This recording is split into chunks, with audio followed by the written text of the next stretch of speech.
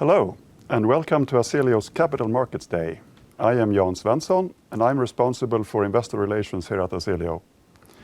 This is mainly a digital event, so I'd like to welcome everyone who joins us online. We also had the opportunity to invite a small number of people to our live event here in the studio, so a warm welcome to you too. We look forward to share with you today the status of our company, how we create value for our customers, our view of the market for energy storage, and inform you about our goals and financials. There will also be a Q&A session at the end. And if you log on to your YouTube account, you will be able to post your questions in the chat functions, and we'll do our best to answer as well as we can. We will hear today from Jonas Wallmander, the CEO of Azelio, and we will also hear from Eva Ramström, acting CFO, Torbjörn Lindqvist, CTO, Tine Kato, Sales Strategy Manager, and Ralf Wiesenberg, Vice President, Business Development. We'll also have a guest speaker with us today, the Executive Director of the Long Duration Energy Storage Council, Julia Sauder. We expect this event to take no more than 2 hours. We will have a short break in the middle to get ready for the second part. And we hope that you will find this event informative, interesting, and inspiring. So with that, I would like to welcome and hand over to Jonas Wallmander, CEO, to introduce Azelio and to provide overall context for long duration energy storage and the Azelio solution. Welcome, Jonas. Thank you. And yes, my name is Jonas Wallmander, and I am the CEO of Azelio. So, what I want to first, before we start this is also the World Long Duration Energy Day, or World Storage Day.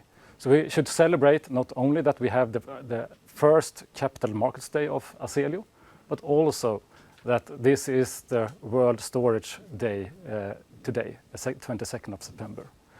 So Azelio provides systems for long duration energy storage.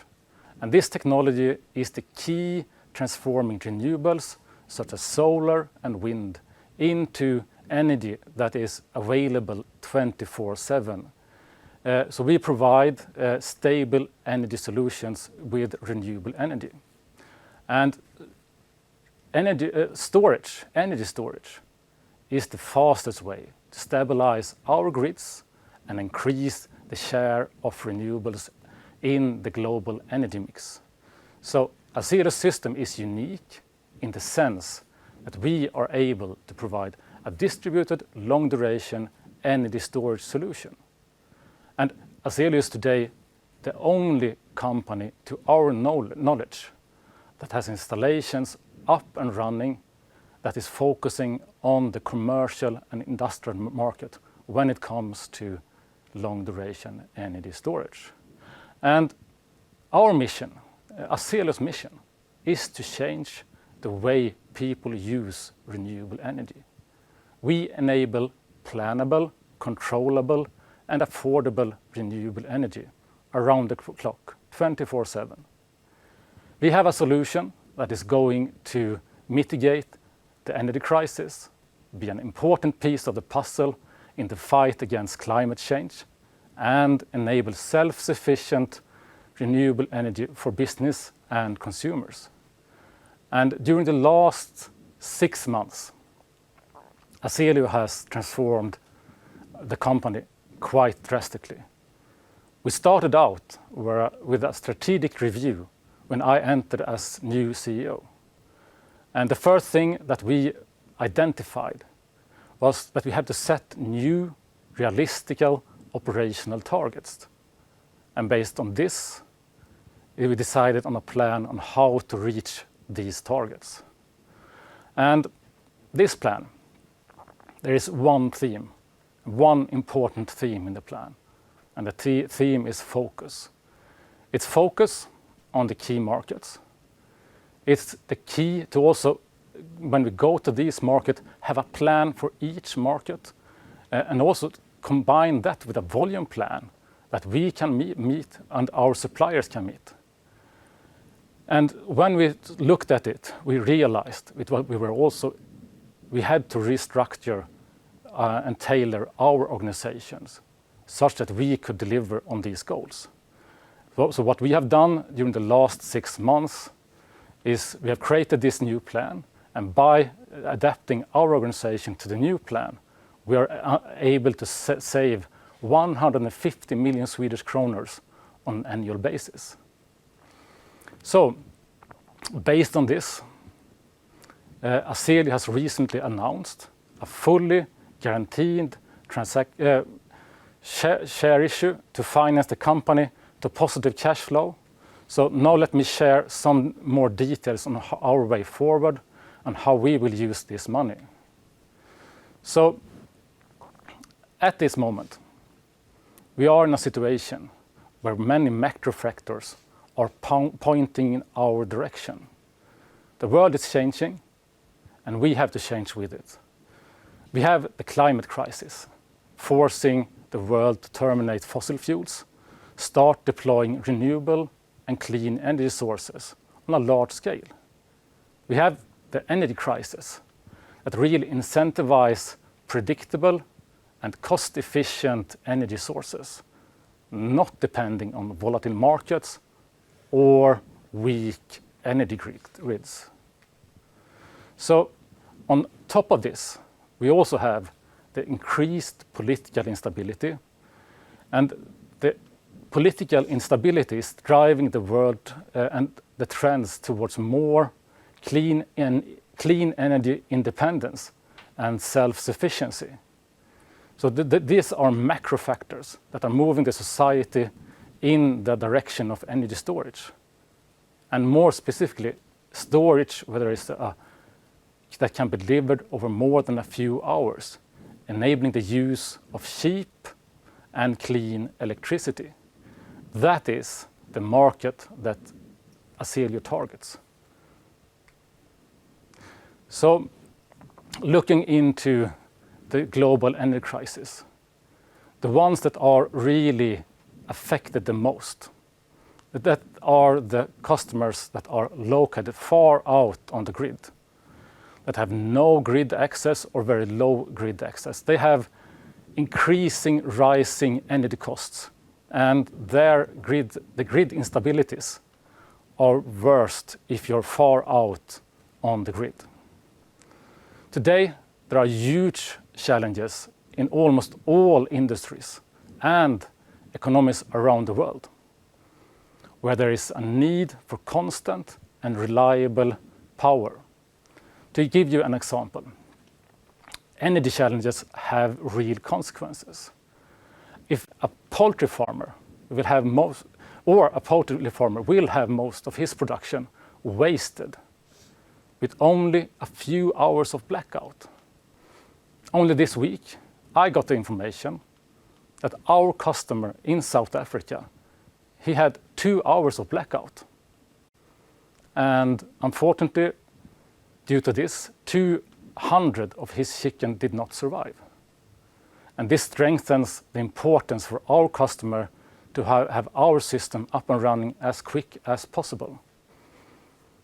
And this urgent need is the same in other market segments, such as in the mining, other commercial and industrial applications, where loss of production have huge implications. We have a solution to meet these challenges. But we are not only supplying the electricity from a clean source, we are also supplying heat from a clean source, boosting the efficiency of the solution and meeting the around-the-clock power demands for communities and businesses that need to run day and night. Thank you. Thank you very much, Jonas, for that briefing and background about the global and local challenges and the solutions needed. Now, we're very happy to have a special guest with us, the Executive Director of the Long Duration Energy Storage Council, Julia Sauter, via link from the US, to tell us about the Elders Council, energy storage from a global and overall perspective, what's happening and what to expect next in the energy storage arena. So, thank you so much for joining us, Julia. Welcome, and over to you. Great. Thank you so much. It's great to be here today, and I want to also say happy World Energy Storage Day. Thank you to Azelio for the presentation and really highlighting the importance of long-duration energy storage to meet our global net zero targets. It's such a critical component to addressing the changes and the challenges that we have in our various communities, energy security, politics. There's so many different components. So really happy to be here today and to share with you our presentation. I can't see the slide, but next slide, please. Thanks. Great, thanks. So we're really thrilled to have Azelio as a member of the Long Duration Energy Storage Council. We launched at COP26 in Glasgow with a net zero power report, highlighting the importance of long duration energy storage and really bringing together this unique partnership with technology developers, providers that really range from the 4 different types of long duration energy storage to anchor customers, manufacturers, developers, and capital providers to bring this unique voice to validate and really promote and accelerate the decarbonization that we need to shoot for to meet our net zero targets, and how critical long duration energy storage is to meet our needs. And we're really thrilled that this unique community is global, bringing lessons learned from around the world and sharing them with our communities. We're fact-based, producing many reports for our stakeholders to use to really emphasize the need to scale up and create these marketplaces quickly, because we have the urgency of addressing climate change today. And we really want to promote this is for society's benefits. Decreasing emissions and making long duration energy storage affordable is very important. We're an independent organization with our board that oversees all of our members working together to really, again, look at policies and different elements to help, again, reiterate the critical importance of long duration energy storage. So again, we're thrilled to have our diverse members. We're growing daily, and we're really thrilled to see the diversity of why this is so important to meet both behind the meter and front of the meter reliability components. Next slide. So our flagship report I just mentioned that we launched at COP26 really highlights the huge market opportunity and potential that we have for long duration energy storage. This is a very conservative number, but $3 trillion by 2040, just specifically on the long duration energy storage economy. There's so much potential here. And if you're looking at this kind of inflection point of the importance of all this renewable energy being integrated to the system, really promoting clean energy, when you have about over 60% of renewable energy integration, you have this nexus where long duration energy storage really starts to scale up, prices come down, and the element of the marketplace just really opens up. And in so many different countries around the world, there already is 60% of wind and solar, offshore wind, on the grid. And so we're already starting to see the critical importance of having long duration energy storage on the grid today, to make sure that we have the flexibility, the security, and the reliability to keep the lights on. Next slide. And so another report that we published with our members and bringing in the shared expertise is pointing to various tools to really give the right market signals so that long duration energy storage companies and customers can really validate, again, the importance and the benefits that you see. So long duration energy storage brings a variety of ancillary services to the grid, and it's really important that you have the criteria to help validate this. And as we really push to reduce emissions and really meet the clean energy targets of every hour of every day, every month, and every year, we can use different tools like a 24/7 clean power purchase agreement, where we actually can match the real numbers and metrics of decreasing emissions at the same time also decreasing prices, because you have long duration energy storage filling in the gaps. And we've created some different metrics that we've been working with global players to really start implementing how we can incentivize reducing emissions and providing added value with long duration energy storage. And we have all of these published on our website, and look forward to working with all of you on making this come to fruition. Next slide. So what we're really excited about too, and working with Azelio and our members, is a new report we'll be publishing at COP27, really focusing on net zero heat.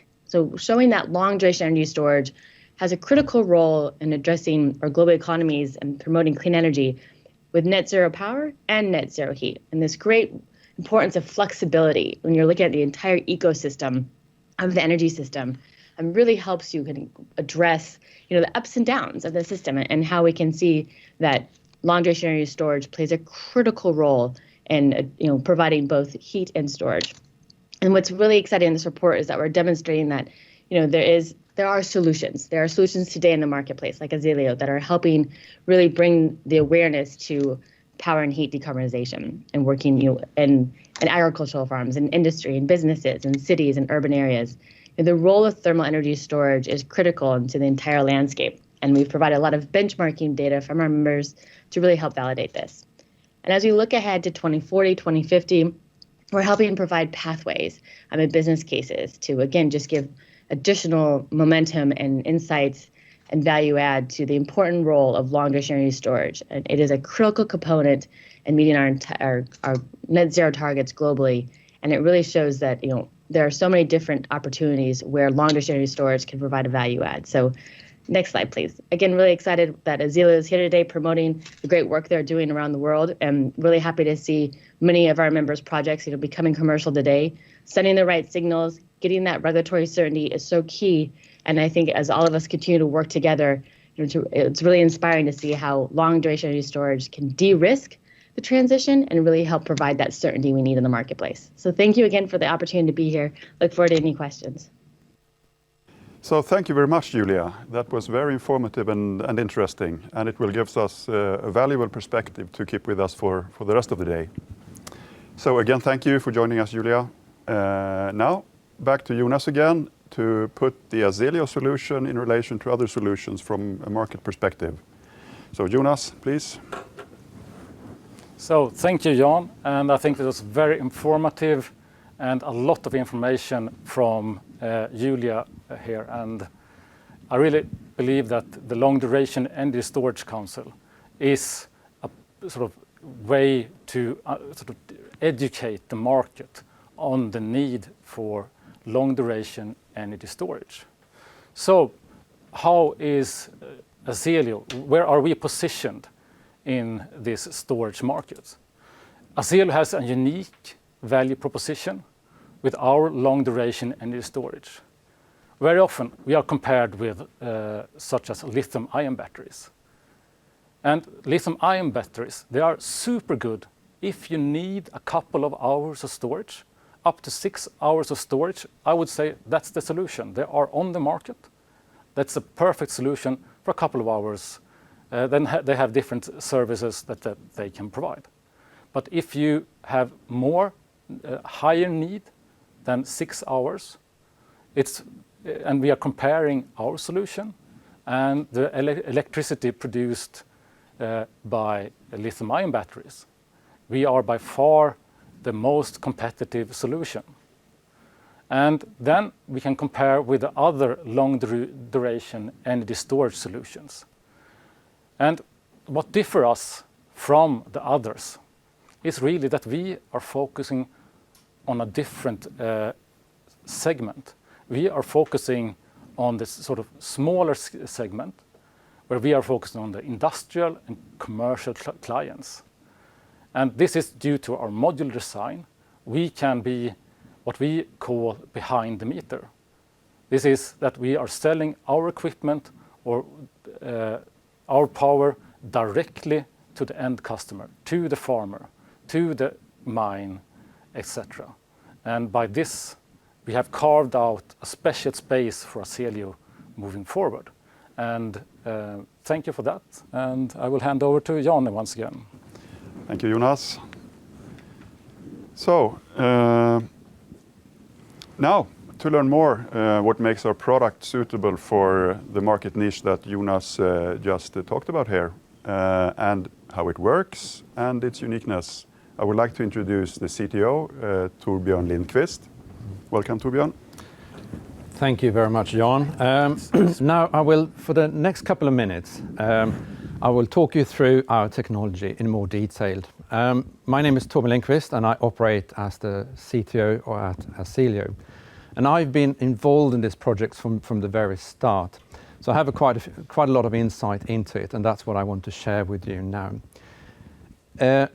So before talking about the details, I mean, I'm so happy that for the introduction from Julia to set the scene, why this is important, and what's the drivers behind the technology specification that we set out a few years ago. It's not, I can't reiterate enough to say the importance of this technology, long duration energy storage, because it is the enabler to grow the installed capacity of wind and solar. So if you want to do that, you need energy storage. But that is not new. As we've seen in the graphs before, there are other technologies. I mean, the Long Duration Energy Storage Council has maybe 50 or more different companies developing this technology. And I will tell you what differs ours from some of the other ones. Pumped hydro, for example, has been there for many, many years. And it's by far the greatest installed capacity worldwide. The downside is, though, it takes time to build, and you can't build it everywhere. And we want to deploy technology close to customers all across the world. And that's where we started developing our technology. Batteries, as Jonas said, we can deploy them today. They work fine, few hours here and there, and it's a fantastic technology. But it doesn't cover the 24/7 solution that we have developed. And when I say 24/7, I mean renewables, daytime, and some of that renewable that we produce daytime, we store in our thermal energy storage, and we deliver that to customers at night or even during the day when they have a need for that. I said thermal energy storage. We are in that sector. So we use a thermal storage, not battery, not chemistry, not pumping water.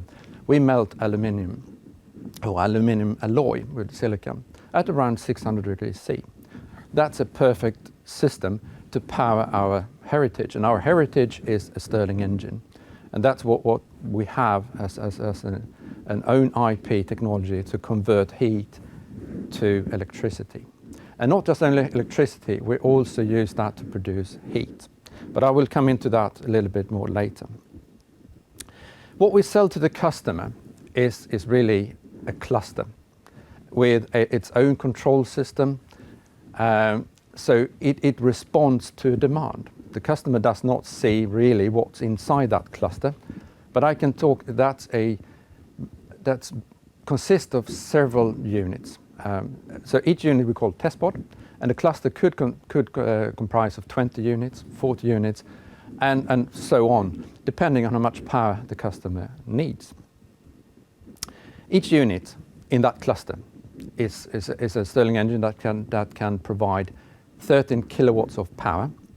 And on top of that, we have something like 25 kilowatts of thermal energy at temperatures below 60 degrees C.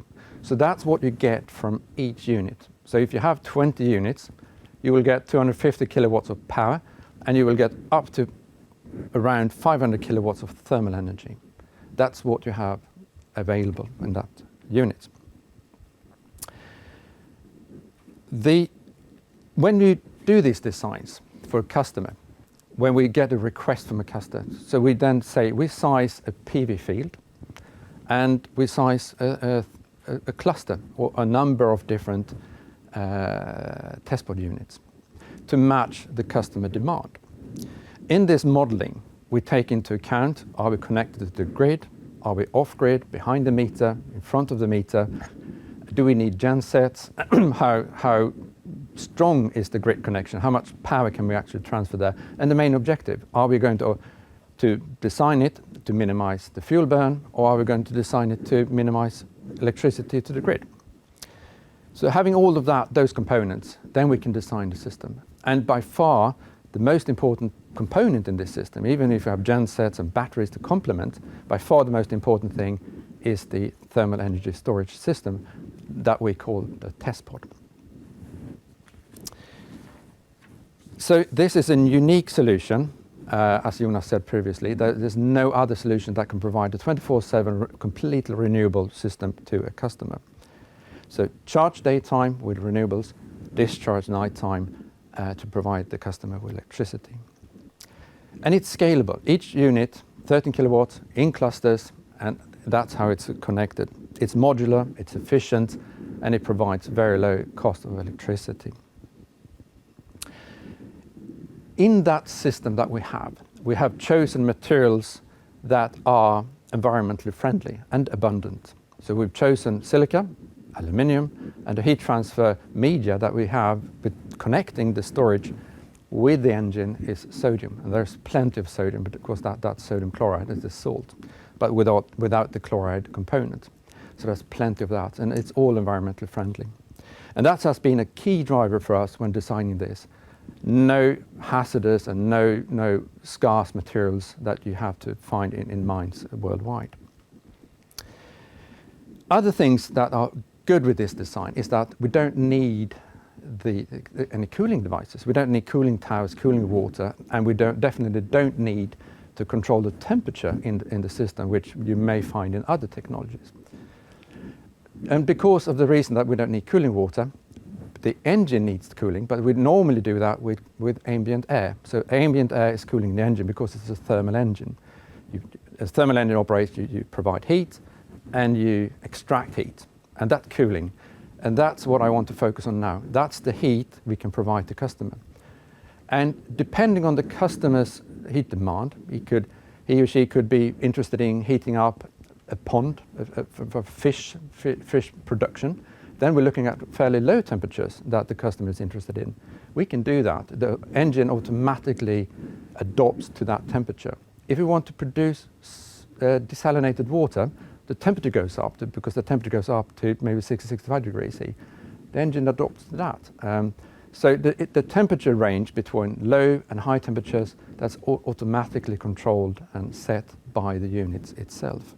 And that's a huge advantage, and there are many, many applications where this relatively low temperature range is highly sought after worldwide. Many, many applications, as we will hear from speakers later on in this pitch. So the technology we have put in place, it is operating. Last year we validated performance, we validated its functionality, and we got that signed off by a third-party D&V. Currently we are operating a number of units worldwide to collect data to show its lifetime operation. How does it work on a longer time span? And that's ongoing work now.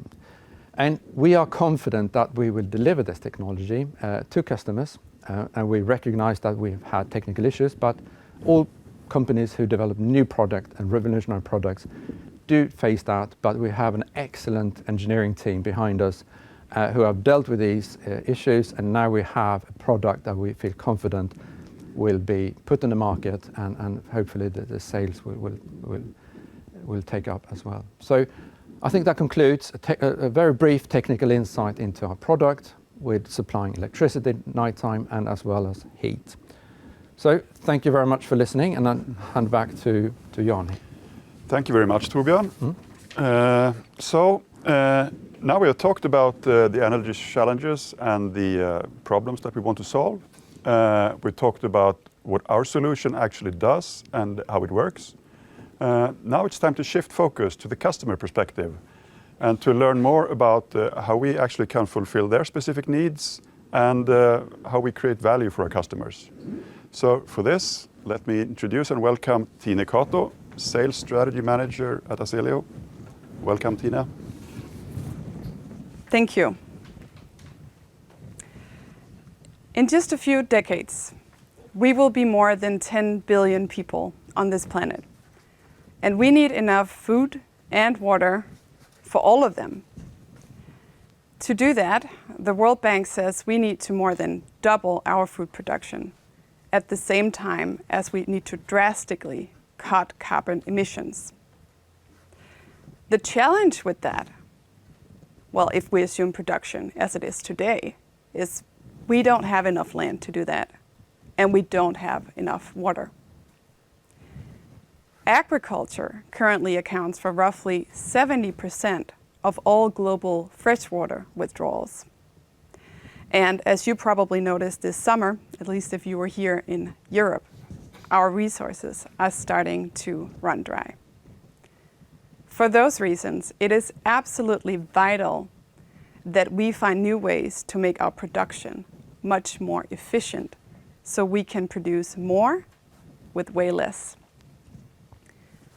The first step to making that happen is to make sure our farms have access to reliable, cheap, and clean power around the clock.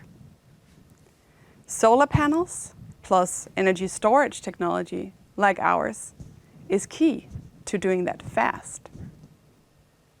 And I'll give you a small example to understand why.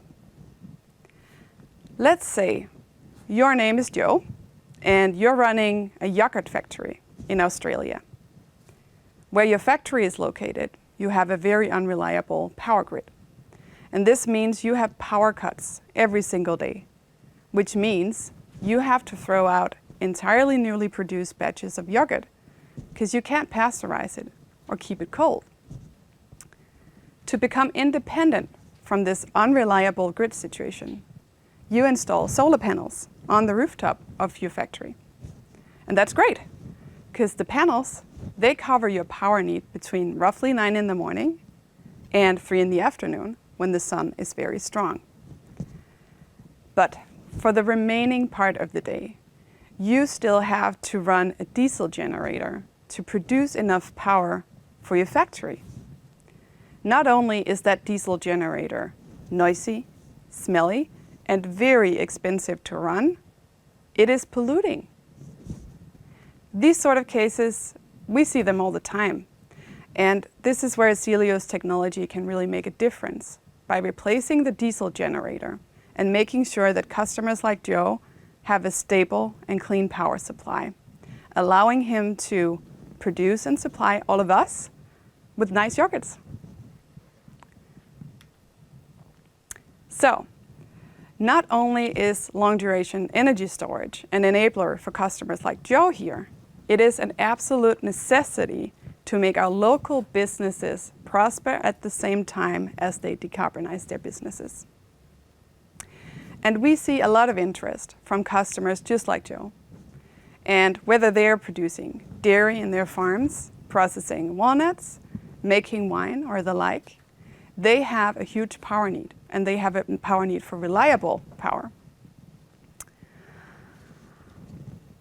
They need all of this power for different purposes: to pump water from the ground, to irrigate their crops, to heat for drying them, cooling for different processing purposes, conservation of their products.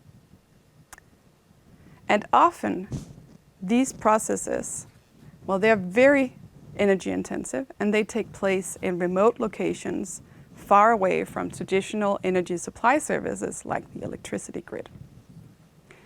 For all of these type of customers out there, it will never be enough to put solar panels on the rooftop. They need backup power for the darker hours of the day too. They need energy storage. This is why Azelio is specializing in delivering clean power solutions for the agricultural segments that are critical to feeding a growing population. With this focus, we can offer something of unique value to our customers. So let's talk about that for a little while. Our solution and its value to customers. Well, if we go back to the examples I gave before, if you're running a dairy farm, processing walnuts, making wine, or even, like Torbjörn mentioned, running a fish farm, you need that stable power supply. You need heat too. Small example, did you know that most warm water fish species, they won't grow or even reproduce at water temperatures below 15 degrees? And in fact, most of the things we consume, whether that's vegetables, fruits, nuts, or the like, they have an ideal temperature range where they thrive the best. But we are in the middle of a climate crisis where temperature fluctuations, they become larger. Droughts, longer and floods more extreme. And all of this is making it even more difficult for our farmers to produce the food we need. So to produce more with less, more than anything right now, our farmers need a stable power and heat supply.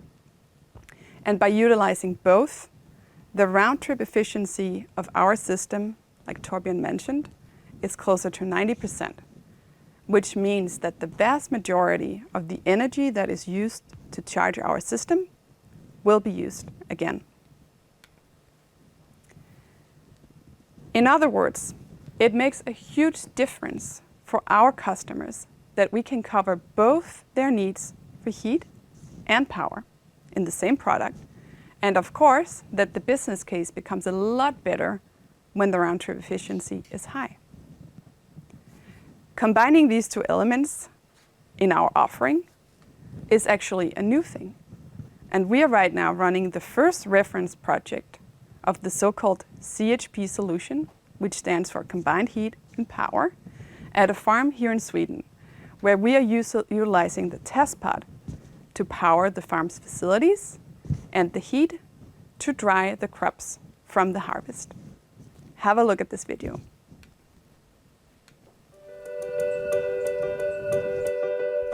We are here in Haneberg, Eskilstuna, Sweden, where a groundbreaking development in energy storage is taking place.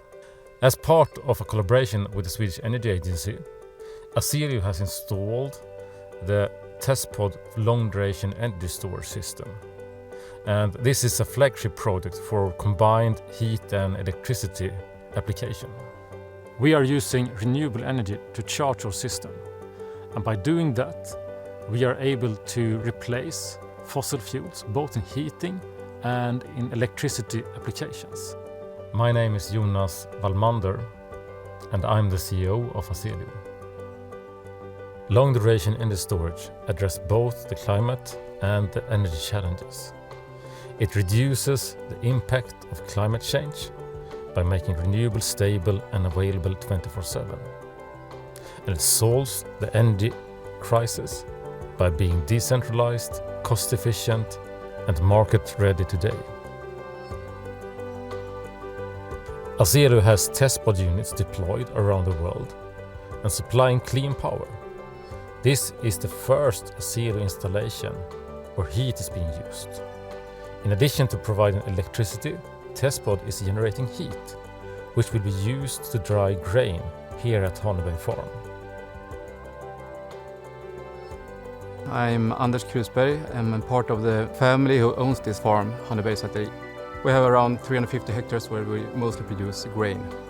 You dry the grain to have a better quality and to store it for a long time.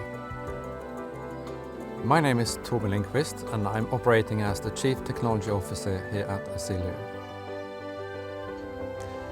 We have, for the first time in the world, demonstrated a new way of delivering heat and electricity to customer.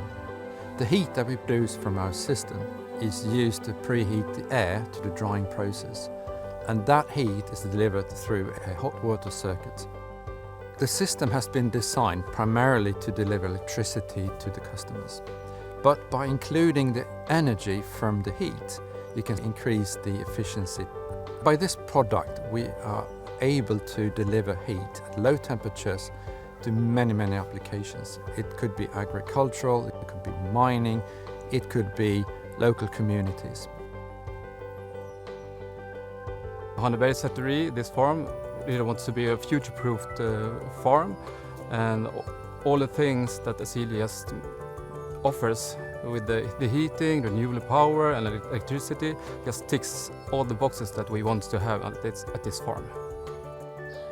Drying grain is really one of the first applications, but what I see as one of the most important applications going forward is really the desalination and water purification. So far, this is the first project that we are deploying. This is a demonstration project where we prove that the CHP solution is working, but we are ready to deploy this in many new locations all over the world in all our key markets, like in US, in South Africa, in the MENA region and in Australia. And the next step for us is to add the heat system in our installations around the world.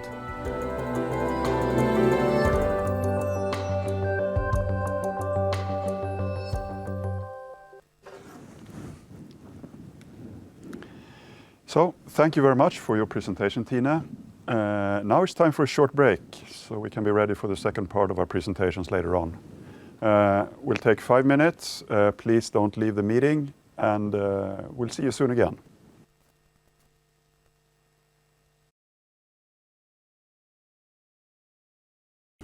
And now, after Tina's presentation, we have learned about what value our solution can bring to our customers. And now it's time to learn about how we intend to sell our product and where.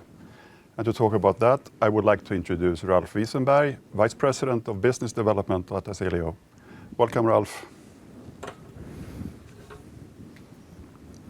Yeah, thank you, Jan. And hello again after the short break. My name is Ralf Wiesenberg. I'm the Vice President for Business Development at Azelio. And now I would like to show you how we approach our markets for energy storage. First, let me give you some insight of the economic drivers which our customers have in the markets. And then let me show you how we entered the market and how we want to grow in the markets. Today, when we talk to customers and to partners, we see all over the world in all our focus markets the same economic drivers. There are a lot of customers who complain about their high energy prices, of heat, of power, and the unreliable supply of power in the markets.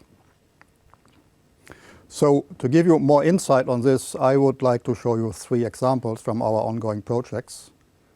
And let me start with our project we have in the US, the Handy Stop project in California. Handy Stop is a convenience store and a gas pump station in the rural area of California in the Central Valley, close to Fresno. And they're suffering a lot of the blackouts we have right now in California. So they have uninterrupted operation of their activities. And of course, the electricity price is very high. So by introducing our solution together with solar panels, we can supply affordable energy and uninterruptible energy to the operation of this gas pump station and the convenience store in rural areas. And of course, there's a specific situation in the US when we talk about tax reduction. Tax reductions are very important for our customers and investors. And there are a lot of programs right now for energy storage and renewable. For example, we have right now the Inflation Reduction Act, the IRA, just approved, which give a lot of tax reduction possibilities to our customers. So of course, when we offer our solution to our customers, we will take this into consideration. And then the second example I'd like to present you is our water and power supply project in Egypt. In Egypt, we teamed up with the agriculture developer Engersat and the French desalination technology company to provide power and heat for oasis development, agricultural development at the Mogra oasis. So what's the situation right now? A lot of new agricultural development is going on in Egypt. Almost all of them are in the desert. And they need desalinated water.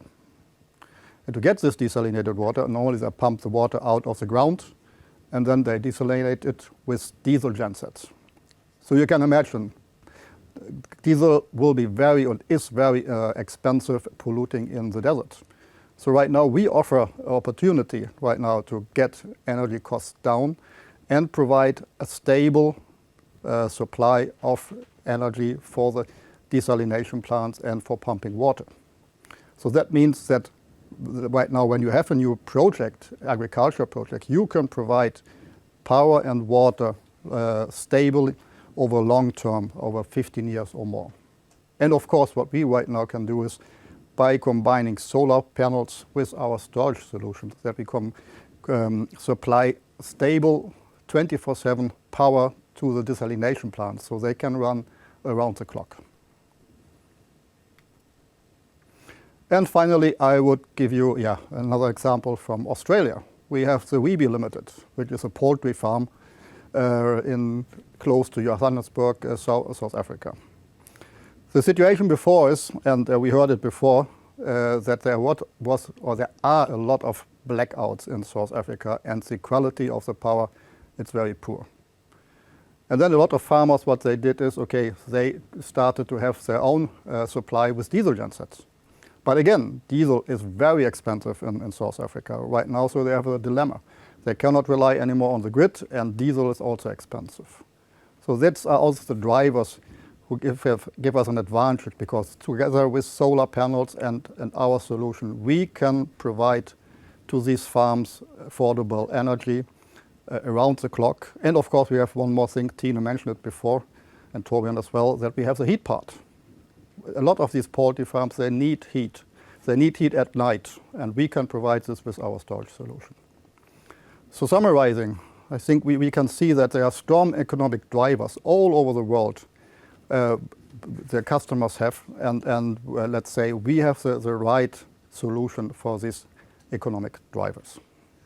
So right now I would like to give you some more insight of the Weeby project, and we have a small video for you where Corey Hansen, our site manager, and Reinhard Labuschagne, the country director in South Africa, give you more update.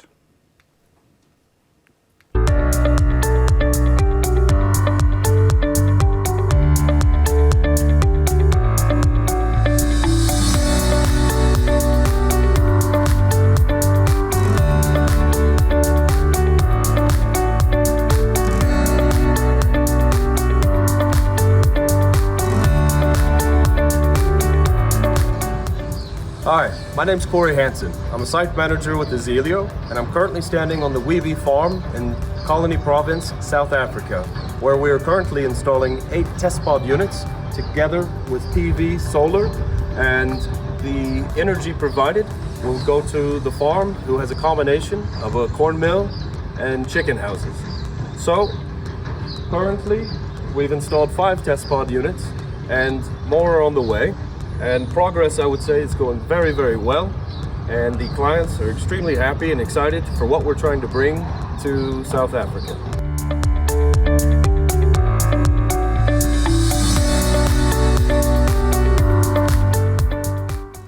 Good day. My name is Reinhard Labuschagne. I'm the country director for Azelio South Africa.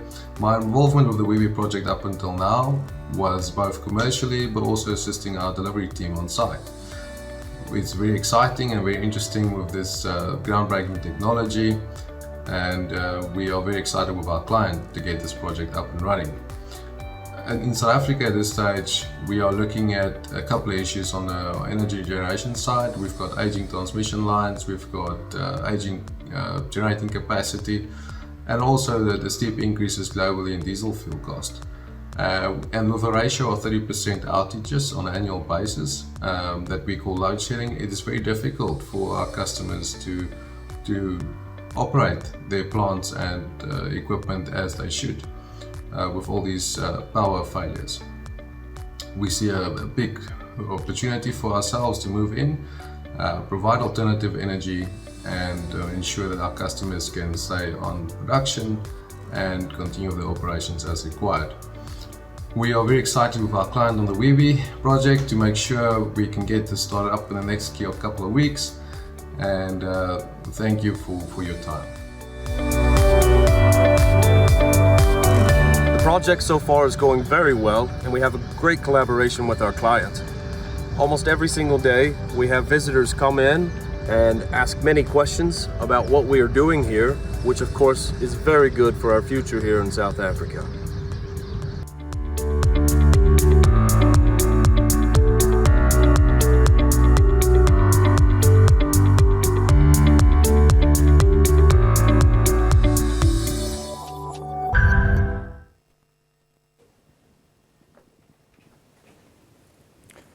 Great. I hope you enjoyed the brief video.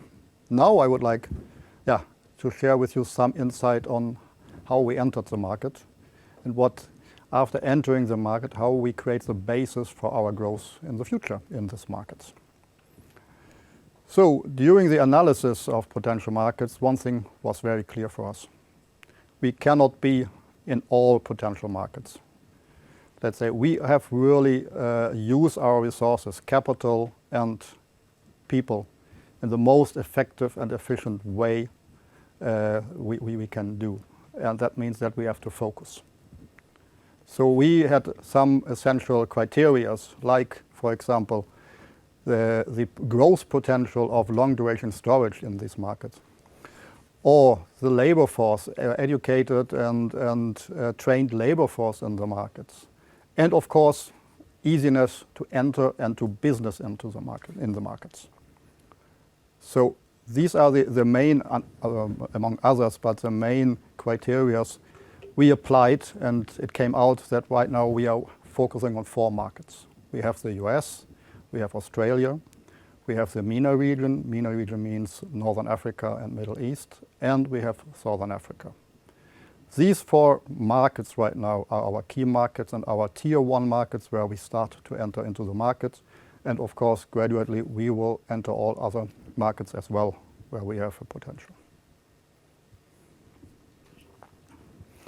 And then of course, another step we have done then, once we identified these markets, we, let's say, set our local footprint in this market. That means that we hired local sales directors in each market. But one thing was very clear for us, and that is the center point of our sales strategy, that sales is local. Sales is driven locally, and that's why it's very important that, and we have done this over this year, that we have in all 4 markets our sales directors in place. Once we have done this, I think then it's very important to have reference plans.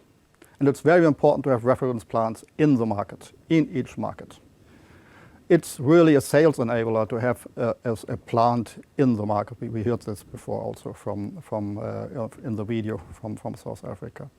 And it's very important then, let's say, that we can show the performance of these reference plants, that we have operational data, that we are bankable, and that this will then enable wider sales and wider growth for us in the markets and other markets. Gathering this operational data from these reference plants has started. So we are right now gathering data from our master city plant in Abu Dhabi, from the new Energy One plant in Dubai, and also a special case from the Hanneberg farm here in Sweden, where we have a CSP solution. So we heard before, also from Tine and from Torbjörn, the combined heat and power, that is one thing unique we have in our solution, and we are gathering also data from the Hanneberg farm there. Gathering data from the ESOP plant we have here in Sweden and from the Weeby farm in South Africa will start next month. So we have the reference plants, and we have to do one more thing in the initial phase. We see, and also Julia mentioned, power purchase agreements. So what we have done in the beginning, and we are doing right now, is that we are not directly selling our technology to the company, to our customers, sorry. We are offering energy as a service. So that means we are bundling our solution together with solar under a turnkey contract, and then offering this energy to our customers under a PPA, power purchase agreement, or a lease agreement. That by doing this, then let's say we make it easier for our customers to sign a contract with us, because they don't have this threshold of high and upfront investment for an energy project. So that was really an enabler to get into the market, and this year is an enabler to get also further contracts in our sales markets, offering our service, energy as a service. So what will be the result of this? At the end of 2022, we will then ship our units to a handful of projects in these target markets, and then gathering data there to get bankability, And the next step will then, of course, step by step changing this model. I will explain this more in detail in some slides. So just to summarize what we have done, I think it's very important. Yeah, what we have done so far is we have reference plants. We are gathering data with these reference plants. We have a local footprint because we have put in our regional directors in each market. And we adapted in the initial phase our business model to energy as a service, which enables, let's say, that we have companies signing up with us for this service. The overall objectives for the next year, and then we will step by step, we will change our business model, is that we have around 10 projects, mid-sized projects, around 500 kilowatt to 5 megawatt, which we are going to ship and install in these target markets. We have a strategy for each market, but what we will do is we will start this project, and we expect more sales in the Middle East and in South Africa. And why is that? I think why is that? Is because we have already reference plants in place or under construction. So that means this will enable, let's say, that the sales will grow faster in this market. Then we have Australia. We will start also with a pilot plant in Australia, and in the US, where we already signed a contract for a pilot plant, but where we have also the condition that there are a lot of technical adaptation we have to take into consideration. So, for example, we have the UL certification, which is different to the CE mark we have in Europe. So we're working on this right now, this year and next year. And we have also adapted to other frequency and voltage level in the US. The frequency is 60 degrees instead of 50, and the voltage level for our system is 480 instead of 400 volts. So also all these things are ongoing, and that means that once we have this in place, then we also can grow in the US. And of course, we have the data from our first reference plants in the US. This is in parallel. But the big question is right now, okay, how can we increase sales in 2023 and beyond? Currently, what we see right now, we have the best traction in all 4 markets in the agriculture area. And take, for example, South Africa. In South Africa, we have 32,000 farmers who urgently need affordable, reliable, and stable power supply, and they don't have it. 10% of them, they have already PV in place, but that's not enough. They need a stable 24/7 supply for their operations.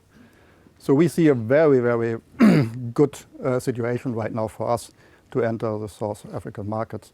And this situation we also see in slightly different ways, but in California or also in Australia or in the Middle East.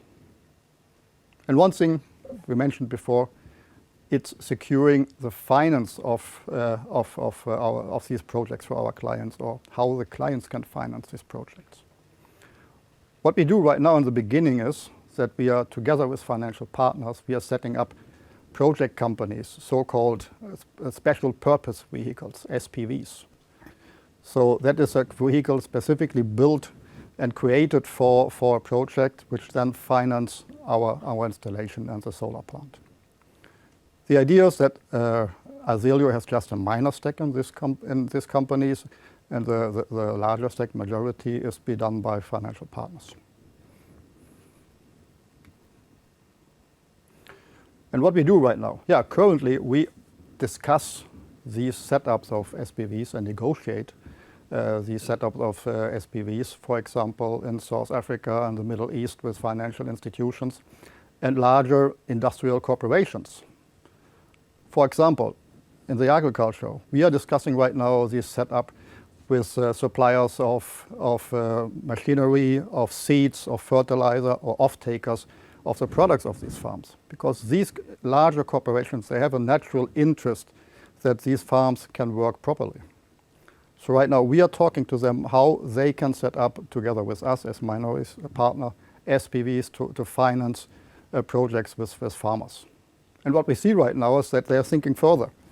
They're thinking to bundle SPVs under the umbrella of a so-called project finance companies. So these are larger companies who have done different projects. So that's what our partners do.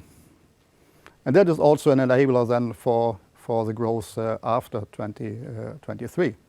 So when we see 2024, 2025, we already are bankable. We have a lot of operational data, so we are bankable.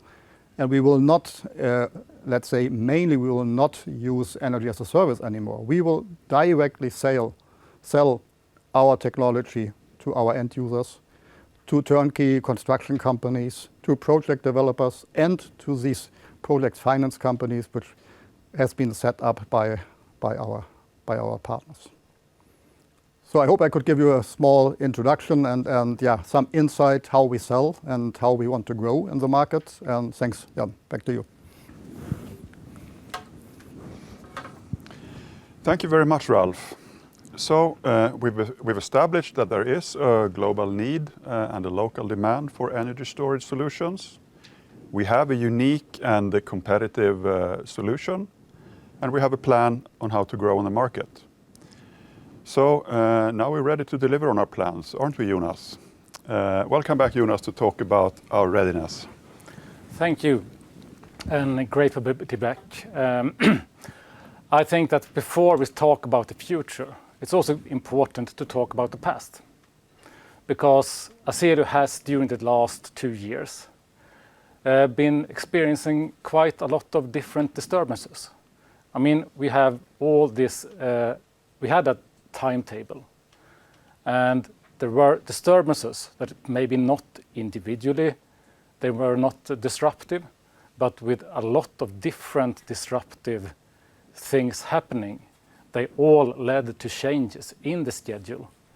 And there are a lot of factors that created these disturbances. And some examples is, of course, the COVID pandemic.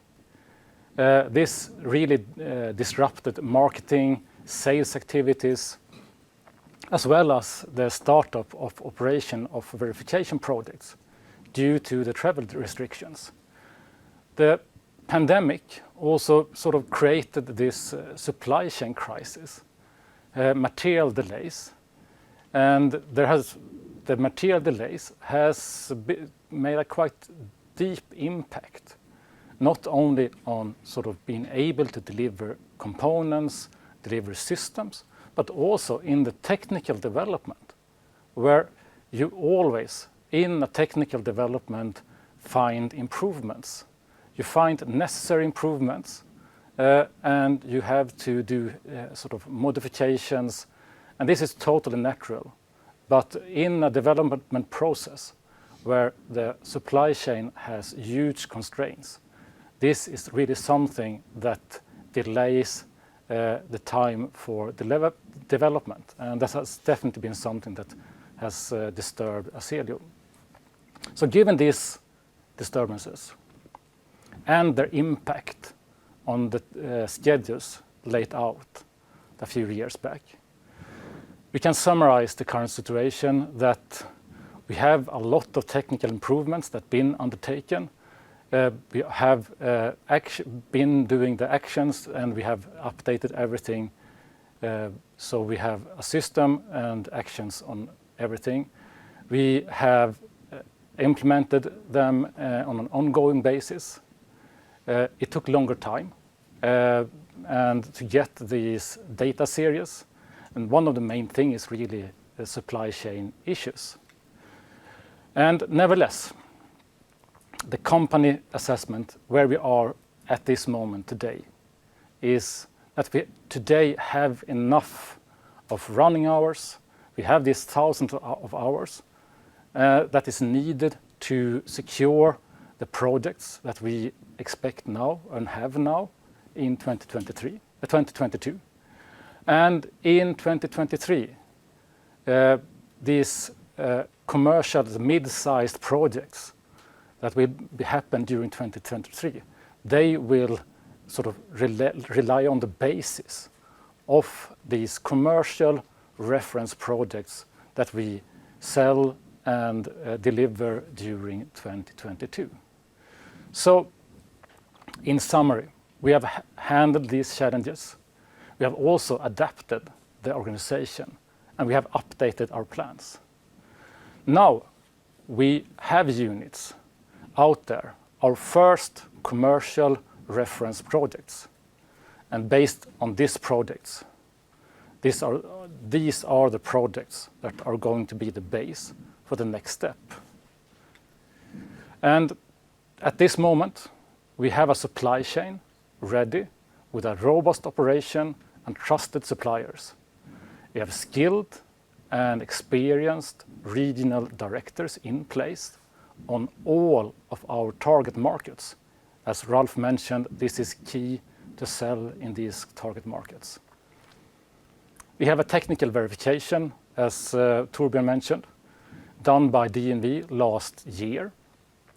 And we have done the strategic review, transforming the company, including cost reductions.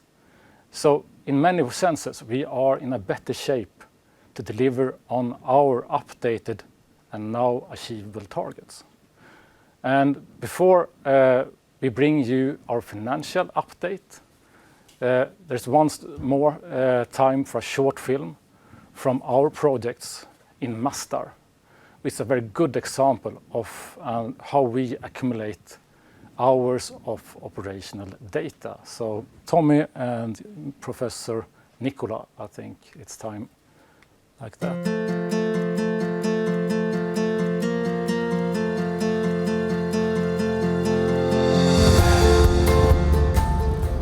Hi, my name is Tommy Malm. I'm managing the project behind me here in Mastar Institute Solar Platform in Abu Dhabi.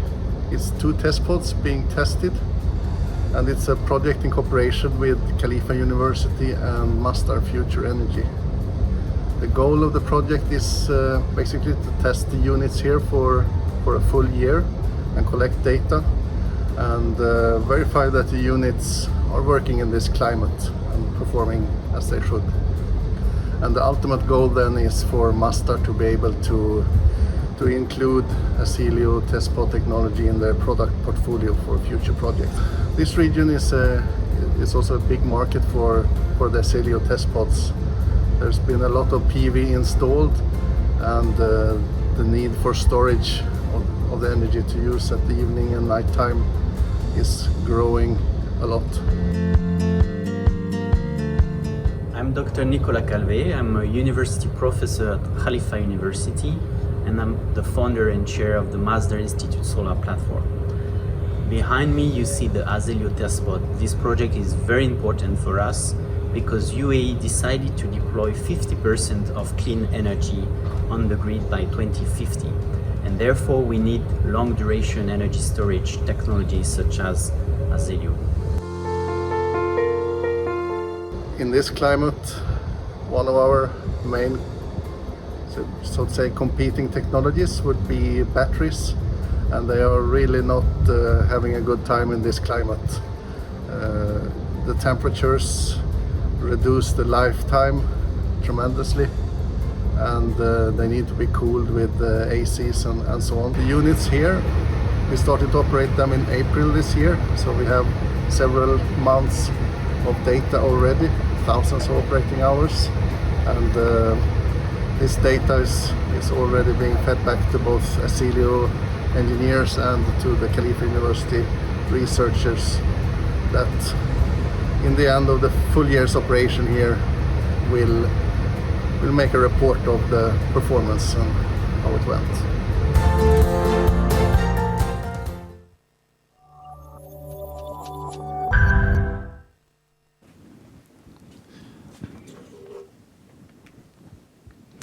So thank you, Jonas. Now we've covered almost everything except for the financial aspects of the company. And to give an update on that, I would like to introduce and welcome Eva Ramström, Acting CFO of Azelio. Thank you, Welcome, Jan. Eva. Thank you. I'm Eva Ramström, Acting CFO at Azelio. And as Jonas mentioned before, we now have a fully guaranteed rights issue of approximately 300 million crowns The guarantors have provided a guarantee commitment of approximately 270 million crowns. And also our board members has committed to subscribe for 30 million crowns approximately. That would be 10% of the total rights issue. The purpose then with the capital raise is to strengthen the position of the company and finance the remaining parts of capital needed until we estimate to be cash flow positive. The net capital from the rights issue is intended to be used to finance the company's ongoing operations, to accelerate the commercialization of the systems, production investment in core technologies, and continuation of product development. The investment in commercialization in the company is mainly market investments to ensure the initial reference projects in our 4 key markets. The revenue streams, though, in the company, initially revenues will come from the first few reference projects, selling energy as a service through power purchase agreements or lease agreements, as previously explained by Ralph. The financing of these projects will be setting up special purpose vehicles, SPVs, together with financial partners. The goal is to sell the SPVs after 1 to 3 years to local partners or to co-owners. When the purpose of the initial reference projects has been accomplished, the revenues will come from a direct sales model. Our revenues going forward will come from direct sales as well as aftermarket activities. In connection with the strategic overview of the company, a reorganization has been made. This has involved notice of staff and also some other reduction of costs. The main parts of the cost savings consist of reduced workforce, which has lowered our personnel costs. Forward-looking projects have been deferred to the future, and some production investment have been postponed due to lower sales target communicated before the summer. And we also have a general strengthened cost control.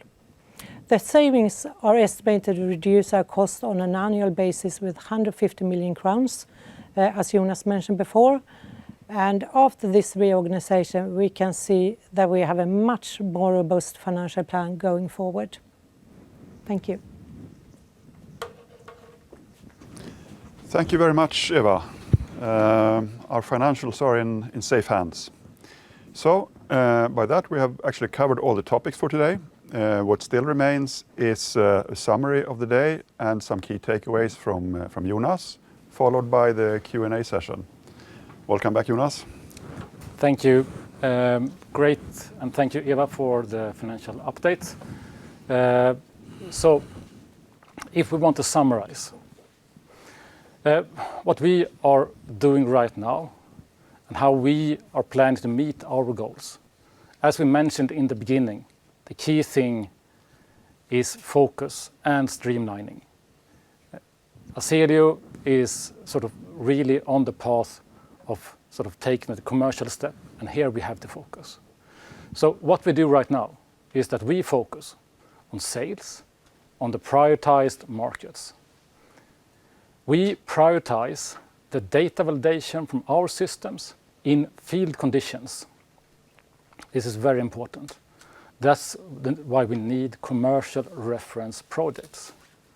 We press forward with our UL certification in the US, since in the long run, US will be the most important market, even though in near term, we see the start of the sales coming up in markets such as the MENA region and South Africa.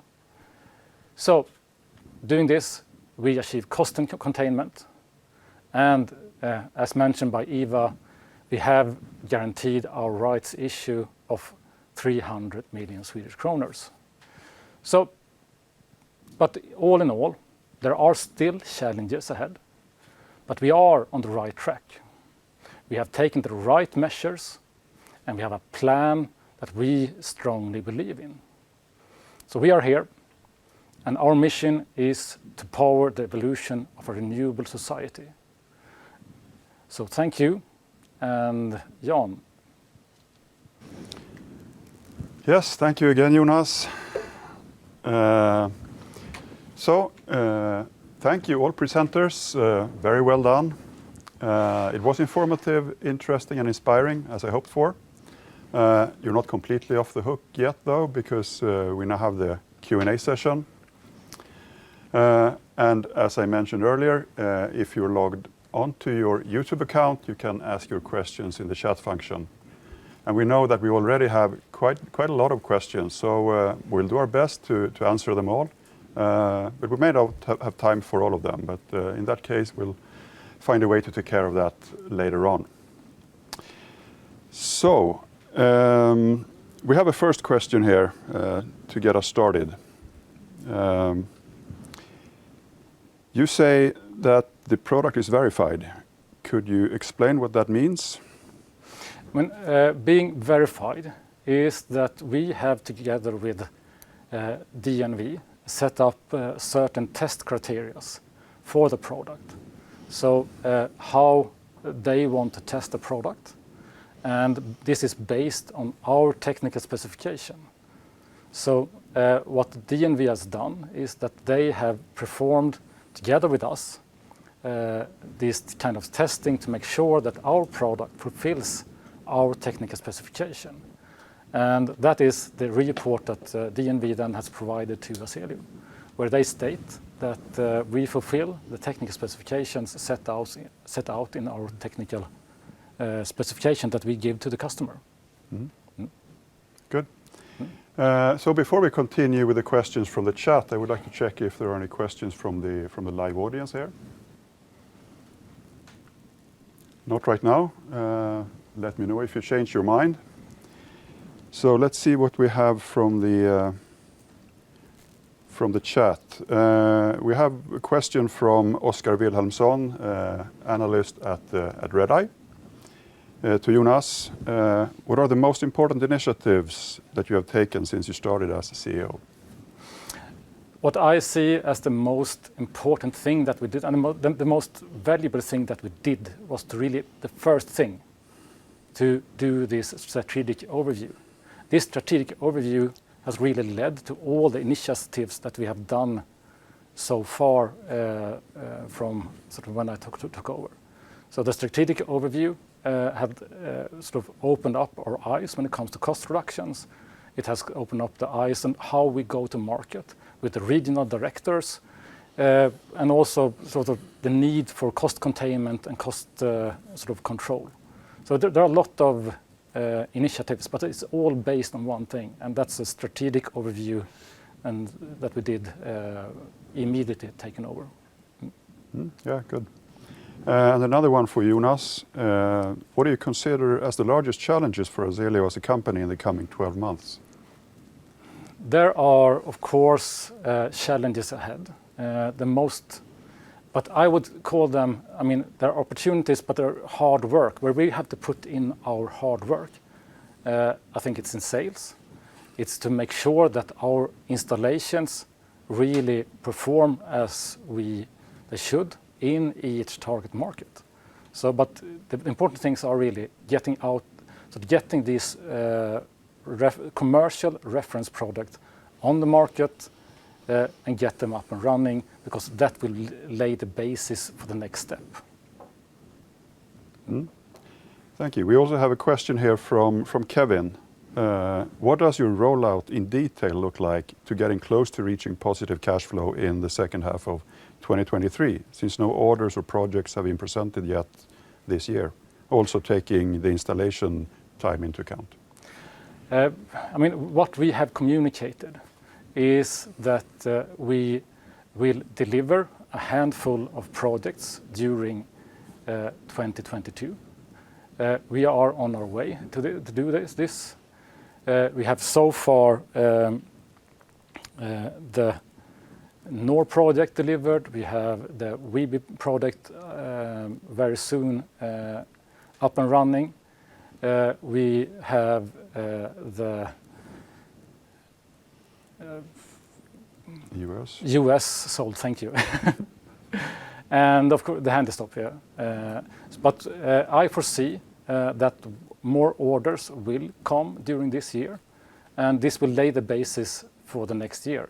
But what we see for the next year is that we will have 10 projects, at least 10 projects in this mid-sized range from 500 kilowatts up to 5 megawatts during 2023.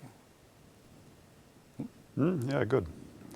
Now I have a question from Jonas. You expect to invest about 100 million crowns from the rights issue to finance your own projects.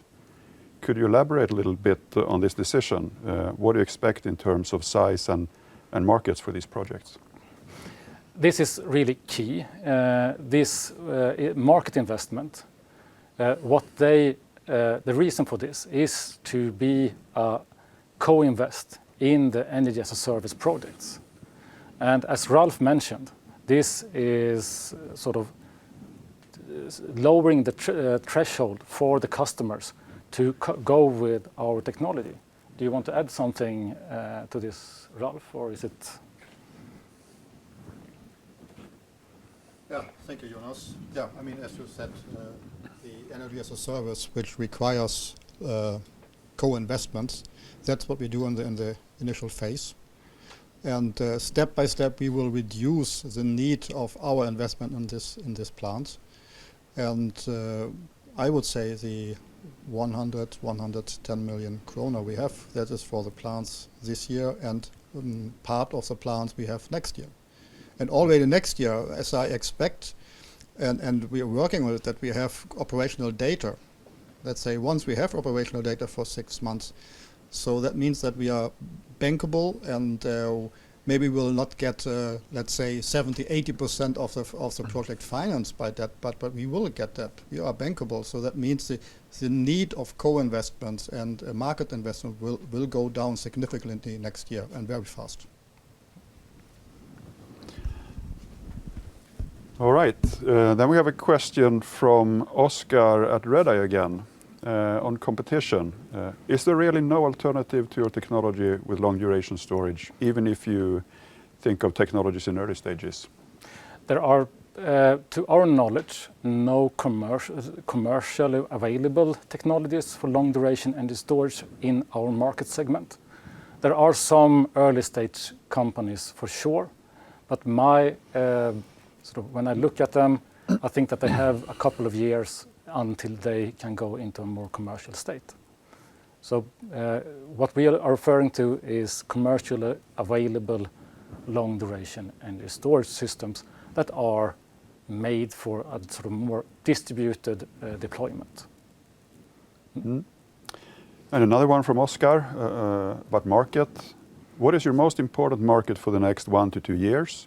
And what are the most important markets in the coming 10 years? I think that Ralph made a very good answer on this in his presentation, but as we mentioned in Ralph's presentation, for next year we really see South Africa and the MENA region as the markets where we will have most sales. But in long term, if we talk about 10 years, for sure US is the biggest market. Mm-hmm. Another one from Oscar. Would you argue that your TES.POD combined with PV would be enough to run an off-grid industry or farm? Previously you said that you can replace diesel gensets as backup power. Is that really so? I would not call it backup power, because what we do is really that we create a 24-hour system. But to create a sort of complete off-grid system, there are many different services that you have to, sort of energy services that you have to provide. So in a complete off-grid, there will be other systems that are combined with our systems to enable some certain grid services as frequency stabilization and so on. So there will probably be a smaller lithium-ion battery or capacitors. There will be some kind of backup of a diesel genset. So there are different components in this system if you want to go 100% off-grid. Let's see, then we have a question from Richard, who says that about 30% efficiency of the Stirling engine. Why would you use a Stirling engine? It's totally correct, 30% efficiency from the Stirling engine. But the key is not the efficiency. The key is the cost for the consumer of electricity, And what we can provide is a much lower cost of electricity than alternatives. Great. So from Oscar at Redeye again, how important will the heat application be for your future customers? As the project returns becomes much better in this installation, will you add more focus towards this area? I see it like this. Our customers, our projects will be profitable without the heat application. Adding the heat will of course improve the business case. Why the heat is an important part of the offer, but it's not the sort of deal breaker. We can still provide good business cases without the heat. Yeah, that's good. So from Oscar again, are you aiming for a partner in the Australian market as well? Yes, we will have partners in all of our target markets. And then we have from Kevin again. He says, you mentioned in several reports, presentations, and in the share issue press release that energy as a service, SPV, and joint venture projects selling energy storage PPAs going forward. How is that affecting the cash flow of the company? We have to remember that the energy as a service model for Azelio is an initial model. This is the model to bring the product to the market. In the long run, it will be direct sales. Owning assets is of course sort of you get your IRR owning the assets, but in the long run the target is to have direct sales. Good. So Oscar Wilhelmsson again asks, you have previously talked about storage also for wind power being possible later on. What is your current position on this? At this moment, I mean, our energy storage system is charged with electricity. Why, in reality, we can use any energy source that produces electricity. So wind power is already, it's possible to combine our system with wind power, although we have a very good fit with solar PV. Solar energy, of course, is the... And Kevin asks again, and I think this is related to our transition from energy as a service business model to the direct sales model. Considering it will be monthly or quarterly payments of less, but over time higher than selling directly, how much do you need to generate in terms of sold TES.PODs during a quarter to reach positive cash flow? What we have communicated is still that during 2023 we will sell at least 10 projects, and these projects we aim for from 500 kilowatts up to 5 megawatts. So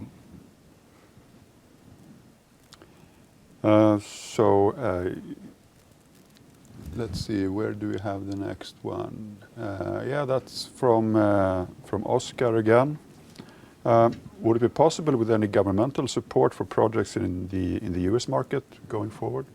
I think the governmental support in the US is right now a really good opportunity, because with the Inflation Reduction Act, there are specific tax reductions for energy storage. So that is making the case in US even better. So definitely, yes. Oh, that's good. So Kevin again asks, should we expect development banks, financiers, etc., ensuring a part of the upfront costs when the system becomes bankable? What steps are needed to the TES.POD being bankable, and when do you expect it? So how to... I mean, of course, being in these markets where we are in the same markets as the development banks are operating. And the development banks, they have huge interest in securing energy. So of course, the negotiations and discussions with the development banks is important for these markets going forward.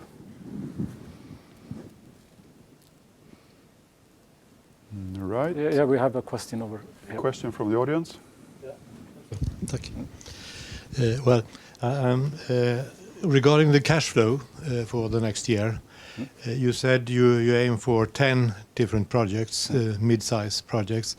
But the main question is that, are they going to be delivered as energy as a service or upfront payment, or how do you calculate with these 10 projects?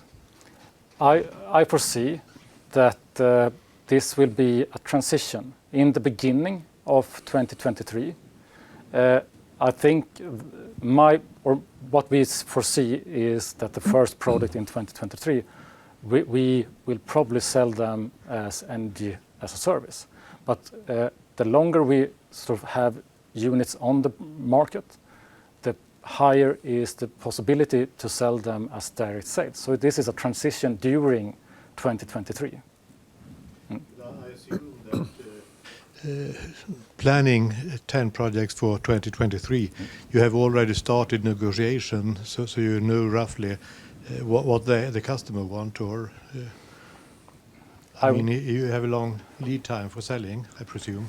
There are lead times for selling, but I don't think that I'm able to sort of go into that kind of information at this moment. Sorry. Thank you. Yep. Good, thank you. Oscar from Redeye again. Could you say something on the general expected IRR for the projects that you have in pipeline or under discussion today? I think that we can once again have Ralph in the meeting, or in the... Yeah. Oops. I mean, I can give you ideas. We have, let's say, we expect from our projects, and it depends in which geographic area you are, what is the solar irradiation in this area, what segment you are, what is the demand profile. But all the projects we have right now, and we are discussing the future projects that are coming right now, we have a payback time between 4 to 8 years, and the IRR of the projects between 13 to 15%. So I think that gives us a very good win-win situation, let's say, for us and for our customers. Thank you, Ralph. Another one from Oscar. When do you expect the UL certification to be finalized? UL certification is a quite long process. It takes time. We initiated this work beginning of like before summer, and it will probably be, or our aim is to have it in place somewhere end of next year, end of next year. Right. And Oscar also asks, what are your expectations on Mastar and Mercen for the coming years? The product that we have with Mastar is that they will evaluate our product after roughly 12 months. And based on that, we will be eligible to be a technology in their portfolio. And this means that we will be assessed in many different sort of projects for them. And of course, this is very interesting, but I don't want to sort of state the volumes and anything. It's better to just see first, let the projects sort of finalize, and then we see how we collaborate with Mastar. Right. So now I think we're at the final question for today. And that question is from Juan Manuel, who says, if the idea is to sell electricity as a service initially, so not have customers to pay up front for the units, what makes the leadership think that in the future you can transition to direct sales? I would say that the energy as a service model is a proven model. This is used by many companies all over the world. As a technology provider, selling to these kind of product financing companies is something that is quite common. But you have to prove the technology on the market first. And that is really what we do by the energy as a service projects. We can prove that we are building profitable projects in the key markets. And this will then generate sort of new sales, and we will be able to sell not only to other energy service providers, but also, as we talked about, the producers of equipment. We can sell directly to the end customer and so on. But I really foresee that the key is to prove the model, and then there are others that already have the same model, but with other types of equipment. So I don't really see the threshold there. Oh, good. So that was actually the last question that we will be answering today. So if you feel that we didn't answer your question properly, or if you have additional questions, you're welcome to send them via email to ir@azelio.com. That is ir@azelio.com. And we'll try to answer you as well as we can. Right, so by that, we conclude this Capital Markets Day. I would like to thank all our speakers, thank everyone who joined us here in the room and online. Thank you very much, and bye-bye.